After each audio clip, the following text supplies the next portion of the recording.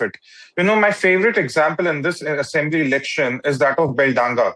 It's a constituency the BJP won with just 31% vote share because the Congress chipped in with a 17% vote share, reducing TMC to just 26%. So the Congress, which is accusing the BJP of manufacturing vote chori, actually manufactured many wins like this for the BJP in West Bengal.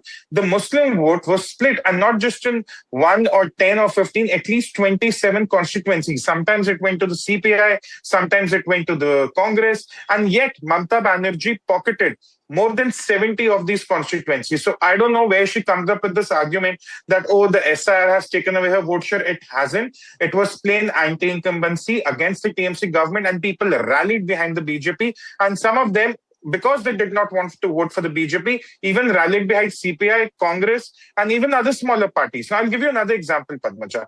Let's look at Navagram. Together, the TMC and the Congress had a vote share of 55%.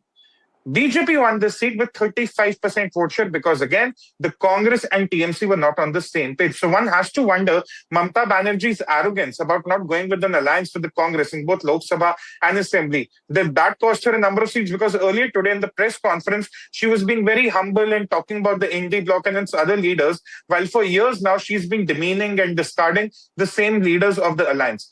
Also, Padmaja, what does Mamata Banerjee have if not theatrics? She's not relevant in any other state than West Bengal. She's down to 80. She doesn't have a mandate, which is 130, 140 odd seats that she can get the assembly to, stop at a standstill or challenge the verdict. She doesn't have an ideology. She doesn't have an economic model to offer. She doesn't have a social welfare model to offer.